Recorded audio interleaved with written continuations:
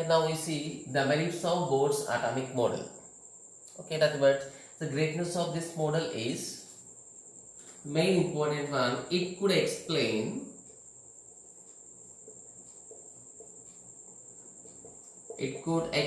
the stability of atom.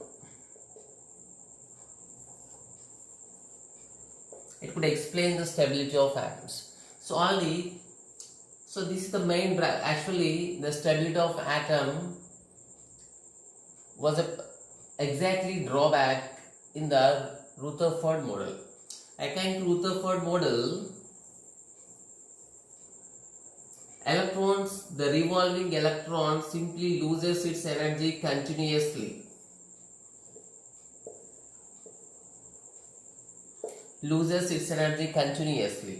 So if an electron loses its energy, so after some time, slowly it is merged into nucleus. When electron merged into nucleus, the atom will be collapsed. So this was the main drawback in the Rutherford model. But to overcome this, in Niels Bohr theory, he given a point that as long as electron present in an orbit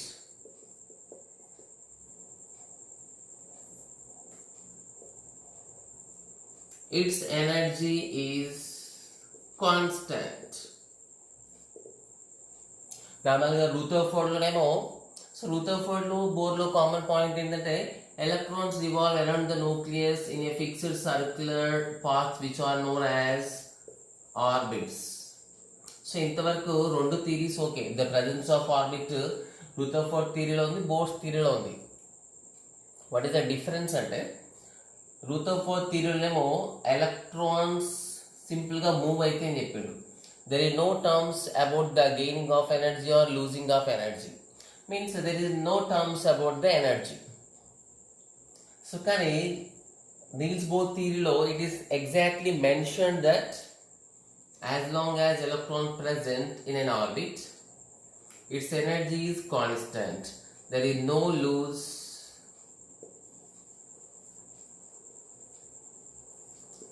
no gaining of energy. So energy continuous గా loss అవుతే అది spiral గా move అయిపోయి దాంట్లో పడిపోవాలి. ఇక్కడ energy continuous గా loss అయ్యి అనే టర్మ్ లేదు. Energy is a constant. ఆ ఆర్బిట్లో ఉన్నంతసేపు దాని ఎనర్జీ కాన్స్టెంట్ కాబట్టి అది ఎలక్ట్రాన్ లూజ్ అయ్యేది లేదు. సారీ, అది ఎలక్ట్రాన్ ఎనర్జీ లూజ్ అవ్వడం లేదు. స్పైరల్గా మూవ్ అయ్యి న్యూక్లియస్లో అట్రాక్షన్ అయ్యే ఛాయిస్ లేదు. Okay, means simply by saying that as long as electron revolving in an orbit, its energy is constant. Means by saying that it well explains the stability of atom. Okay,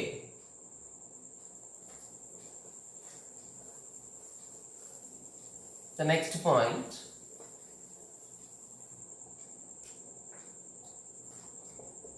it could explain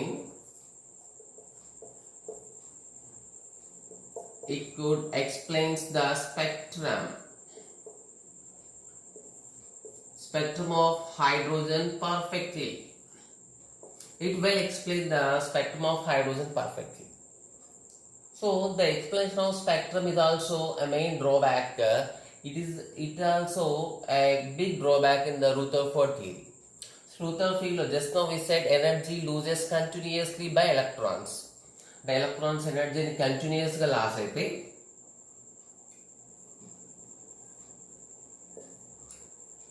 so why we are discussing about Rutherford means we are saying about the merits of Bohr's model when compared to the other models. So కాబట్టి మనం Rutherford లో ఉన్న drawback Niels bore మోడల్లో ఎట్లా cover అయిందో discuss చేస్తున్నాం. Rutherford మోడల్లో electron loses its energy continuously. అలా energy electron loses its energy continuously అంటే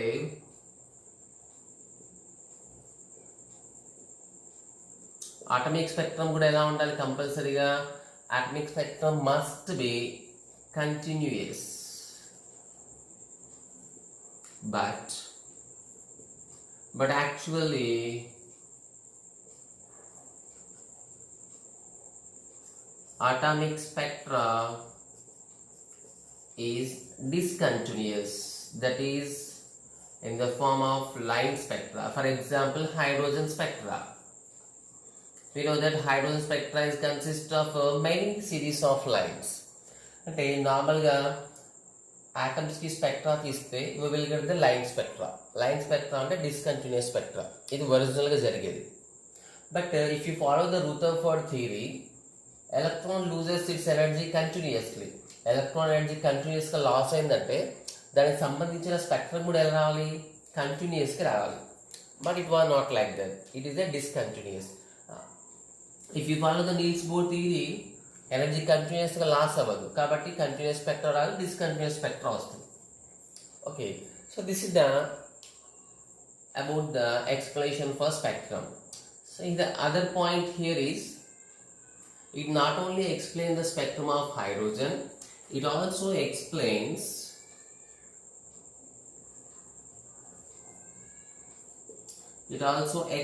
the spectrum of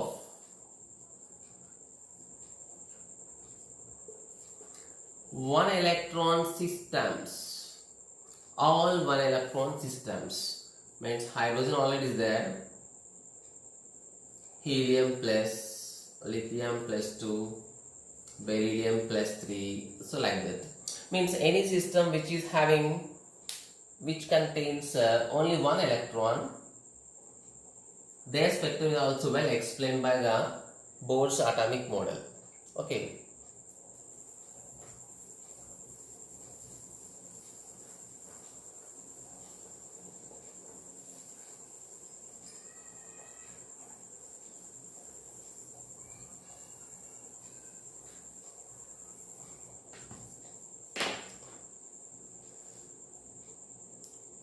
Next very important one, Niels Bohr, with the help of Bohr's model, we are able to calculate nothing but it is useful to find radius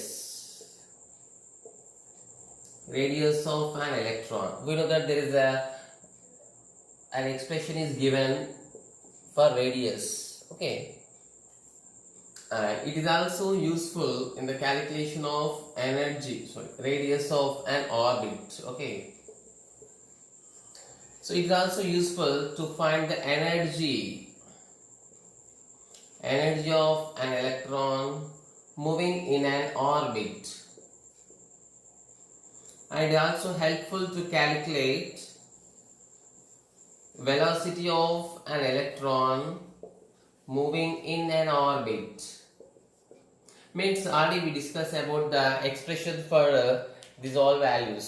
Okay, radius ki, energy ki, velocity ki, already we know in the atomic model we discussed about their expressions. అంటే radius సంబంధించిన equation, energy equation, velocity equations ఉన్నాయి. So ఈ radius equation, energy equation, ఈ velocity ఈక్వేషన్స్తో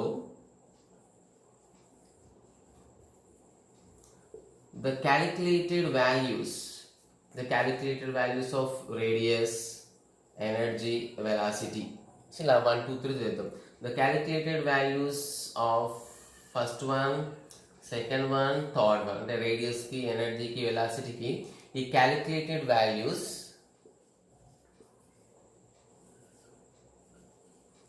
by Bohr's expressions. అంటే Niels bore ఇచ్చిన equations తో ఇవి calculate చేస్తే they are equal to the experimental values.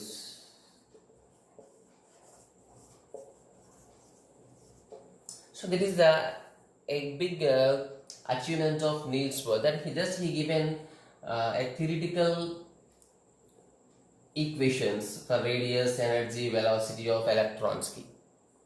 Okay, అదే మనం ఎక్స్పెరిమెంట్ చేసిన ఇప్పుడు మోటార్ టెక్నిక్స్తో ఎక్స్పెరిమెంట్ చేసి ఆ వాల్యూస్ క్యాలిక్యులేట్ చేసిన, ఇది బోర్స్ ఇచ్చిన ఈక్వేషన్స్తో క్యాలిక్యులేట్ చేసిన, we are getting the similar values. Okay, even he also given an equation for Rydberg constant. Rydberg constant he also calculated. The calculated value and experimental value.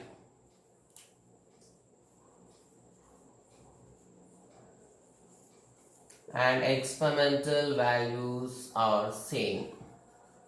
ఈ calculator value ఏమో Bohr's ఇచ్చిన equation తోనే calculation, experimental ఏమో with help of modern technique తోనే experiment. ఇలా ఈ రెండు values calculate చేసిన, డిఫరెంట్ టైమ్స్ క్యాలిక్యులేట్ చేసిన, we are getting the same value.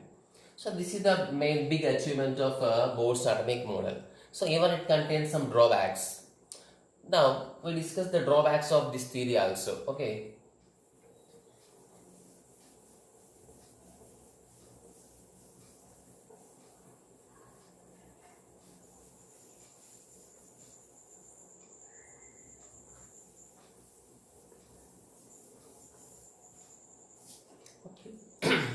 now we see the demerits of Bohr's atomic model. So even there is a big achievements are present in the Bohr's atomic model. It is the best one when compared with all earlier models. But even it is the best model at the time, it has many defects. The main defect is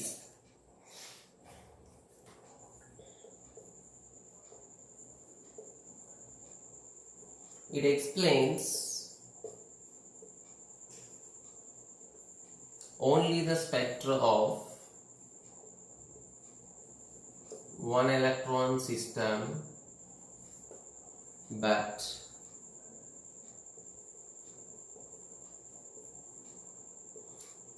does not explain the spectra of greater than one electron systems. One electron system, hydrogen, helium plus lithium plus what perfectly explain చేస్తుంది. But more than one electron type, so this theory cannot explain the spectra of that type of systems. Okay, next so other drawback which is also related to the spectra. Okay. It does not explains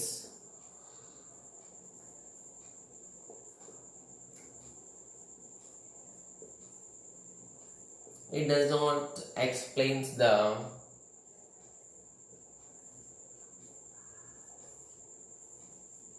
Zeeman effect. So this is important one. So what is mean by Zeeman effect? Zeeman effect explain cheyadu. So what is mean by Zeeman effect ante, so already we are taking spectra. For example, hydrogen gas తీసుకున్నాం. Hydrogen gas వచ్చే radiation కి మనం spectra తీసుకుంటాం. Prism పైన పంపించి దాని photographic plate పైన we got the line spectrum. Okay, just we are taking a brief picture. If these radiations అంటే మనం స్పెక్ట్రా తీసేటప్పుడు these radiations are treated with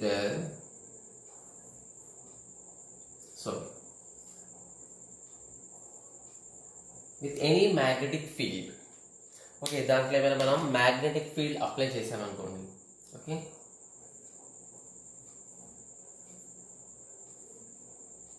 అంటే తీసే స్పెక్ట్రమ్ డైరెక్ట్గా తీయకుండా ఈ వచ్చే రేడియేషన్కి we are applying this magnetic field. ఈ మ్యాగ్నెటిక్ ఫీల్డ్ అప్లై చేస్తే కూడా మళ్ళీ లైన్స్ ఫామ్ అవుతుంది. బట్ ద లైన్స్ ఆర్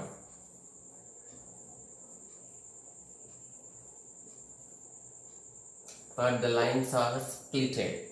అంటే అంతకుముందు ఫామ్ అయిన వన్ లైన్ ఇప్పుడు వెరీ స్మాల్ లైన్స్గా స్ప్లిట్. అంటే జస్ట్ మనం ఇమాజిన్ చేయాలి, వెరీ స్మాల్ లైన్స్గా. ఫర్ ఎగ్జాంపుల్ ఒక నార్మల్గా బిగ్ లైన్ ఫామ్ అయింది. సో ఇప్పుడు in presence of magnetic field ఏమైందంటే, సో అదే వెరీ స్మాల్ లైన్స్గా బ్రేక్ అయిపోయింది. అంటే the spectral lines are splitted. The spectral lines are splitted into many lines in presence of magnetic field. The splitting of spectral lines. Just listen, what is the Zeeman effect? Exact definition I am giving. The splitting of spectral lines in presence of magnetic field is called Zeeman effect. అయితే మనం magnetic field పెడితే అసలు ఎందుకు lines split అవ్వాలి? There is no explanation for it in Bohr's atomic model. And similarly, there is another drawback.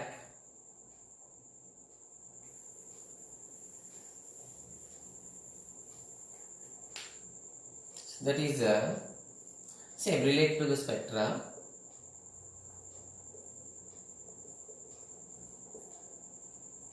It does not explains the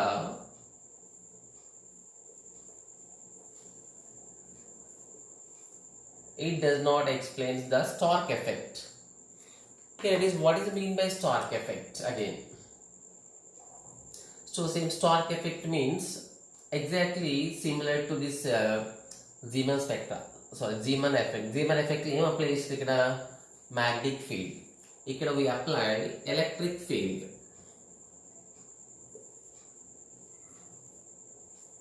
For example, this is a diagram. For example, using plus minus.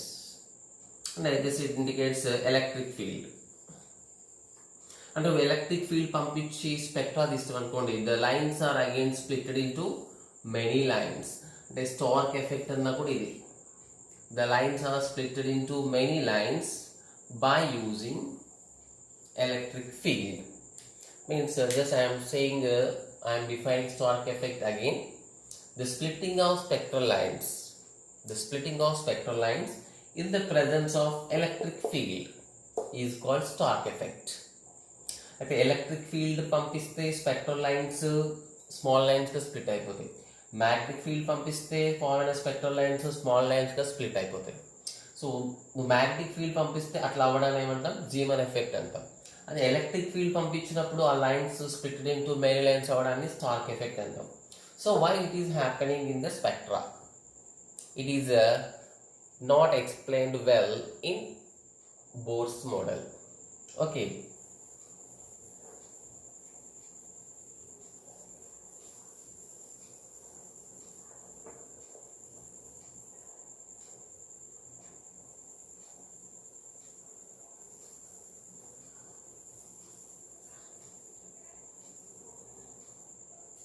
Next, other one, it is also belongs to spectra. It does not explains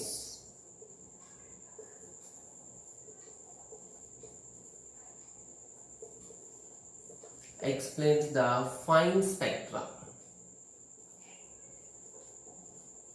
ఇక్కడ normal స్పెక్ట్రాకి fine స్పెక్ట్రాకి difference ఏంటంటే, ఇక్కడ fine spectra అంటే just take care with the help of advanced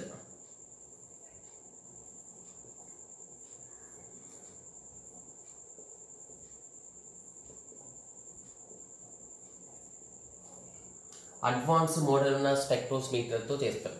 నార్మల్గా మన cameras ఉంటాయి, కొన్ని normal cameras, కొన్ని high resolution cameras ఉంటాయి. నార్మల్ కెమెరాతో పిక్చర్ మామూలుగా వస్తుంది. అదే హై రెజల్యూషన్ కెమెరా అడ్వాన్స్డ్ మెథడ్లో అడ్వాన్స్డ్ మోడల్గా వచ్చిన కెమెరా అయితే సో ఆ పిక్చర్ సపరేట్గా డిఫరెంట్ ఉంటుంది. సేమ్ అదే మోడల్లో. సో నీల్స్ బోర్ ఇచ్చినప్పుడు ఉన్న నార్మల్ స్పెక్ట్రోమీటర్తో స్పెక్ట్రా వచ్చింది. ఆ light spectra he was able to explain for one electron system. అయితే ఆ అడ్వాన్స్డ్ మోడల్ స్పెక్ట్రోమీటర్తో వచ్చిన స్పెక్ట్రా ఎలా ఉందంటే, ఆ వచ్చిన స్పెక్ట్రా మొత్తం again here spectral lines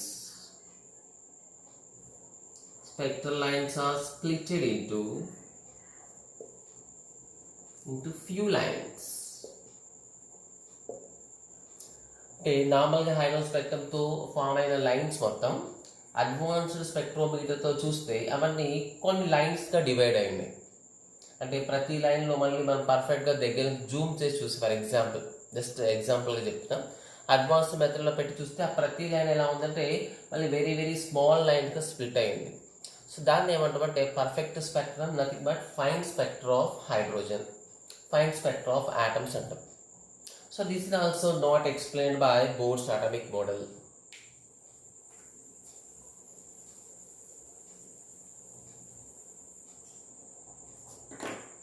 And see the next important one. So this is the last theory which follows the electron-like particles moves only in the particle nature only. They do not possess wave-like properties. అంటే ఇదే last theory. ఈ theory తర్వాత వచ్చిన atomic models, different theories మొత్తం దేన్ని explain చేస్తే అంటే electron like particles moves in the form of waves. Electron లాంటి పార్టికల్స్, ఎలక్ట్రాన్ లాంటి small particles, microscopic particles wave లాగా మూవ్ అవుతాయి. సో దీని తర్వాత వచ్చిన బోర్స్ ఆటమిక్ మోడల్ తర్వాత వచ్చిన సైంటిస్టులు అందరూ ఫాలో అయ్యేది వేవ్ నేచర్. అయితే మనకు JJ Thomson model, Rutherford atomic model, ఈ బోర్స్ మోడల్, సో వీటన్నింటిని ఏమంటామంటే క్లాసికల్ థియరీస్ అంటారు. థామ్సన్ మోడల్,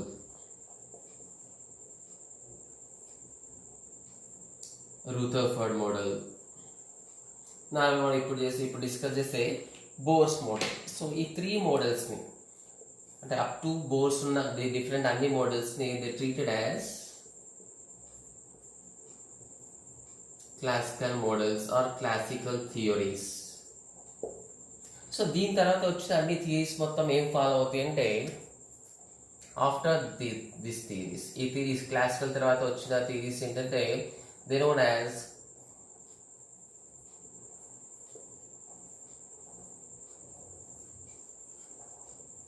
క్వాంటమ్ మెకానిక్స్ అంటారు. ఈ క్వాంటమ్ మెకానిక్స్ మోడల్ మొత్తం ఏం చేస్తామంటే electron like particles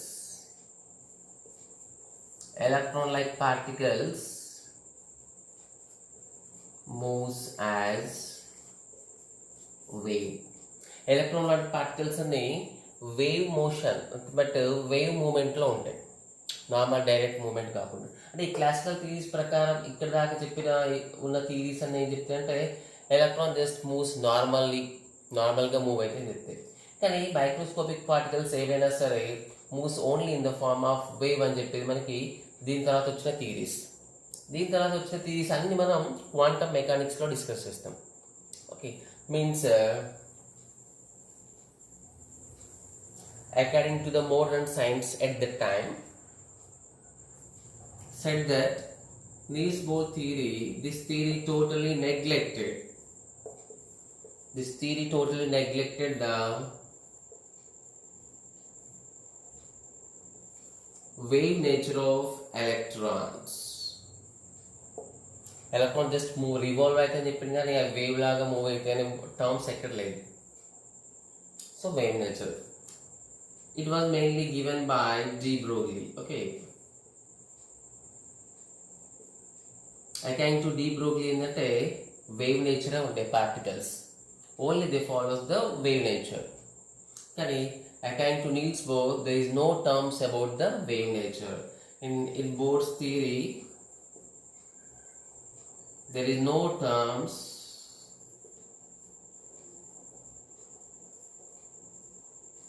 about wave nature of electrons. అసలు ఎలక్ట్రాన్స్కి వేవ్ నేచర్ అనేది ఉంటే డిస్కషన్ కూడా మనకు బోర్స్ థియరీలో లేదు. ఓకే, నెక్స్ట్ సేమ్ రిలేటెడ్ ఈ వేవ్ థియరీకి నేచర్కి ఒక ఇంపార్టెంట్ పాయింట్ ఏంటంటే this Bohr's theory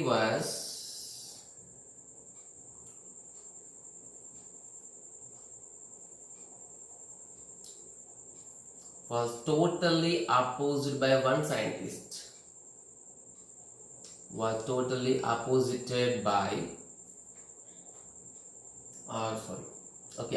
opposed by scientist Heisenberg. Okay, the Heisenberg, with the help of an equation he given Heisenberg uncertainty principle.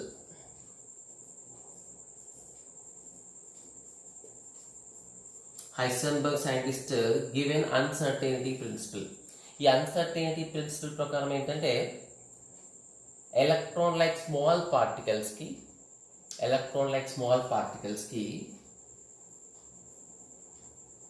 Position and momentum nothing but ఇక్కడ m/v, mass ఎలాగో fixed కాబట్టి velocity. అంటే electron like small moving పార్టికల్స్కి position momentum ఒకేసారి find out చేయలేము. Position and momentum cannot be determined cannot be determined simultaneously. ఈ quantum మెకానిక్స్లో వస్తే మనకి హైసెన్బర్గ్ కూడా అంటే మోడర్న్ సైంటిస్ట్. సో హైసెన్బర్గ్ ప్రకారం ఏంటంటే ఎలక్ట్రాన్ లైక్ ఫాస్ట్లీ మూవింగ్ పార్టికల్స్కి it is impossible to determine the position and momentum simultaneously. అంటే పొజిషన్ మూమెంటం మనం ఒకేసారి ఫైండ్ అవుట్ చేయలేం. మరి దీనికి బోర్కి ఎక్కడ లింక్ వస్తుందంటే అకార్డింగ్ టు నీల్స్ బోర్ ఏంటిది electron moves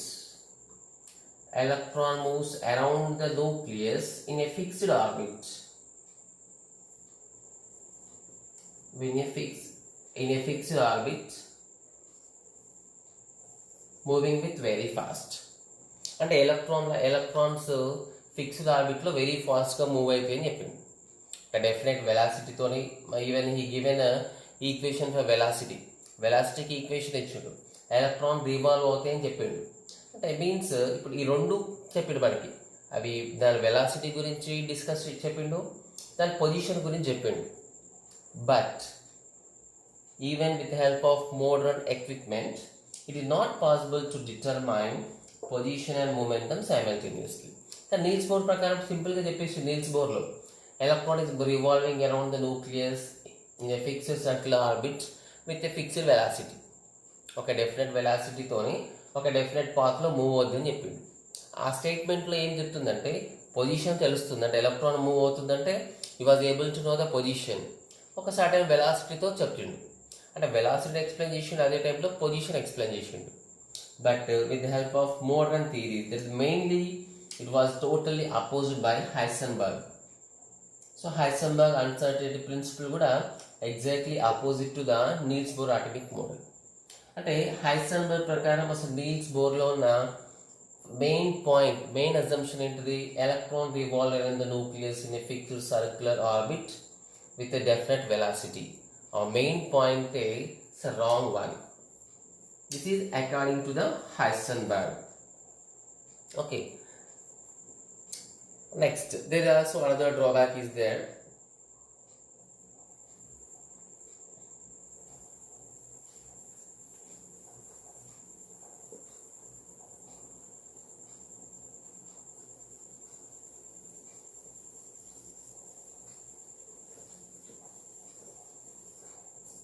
So another drawback in it mainly is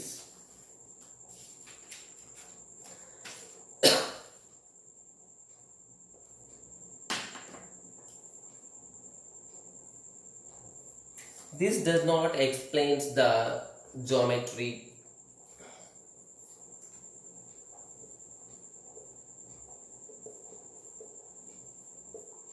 It does not explains the bond formation. There is a simple atomic up to atomic bond it's somewhat okay, but it does not explain the bond formation. Nothing but shape of molecules.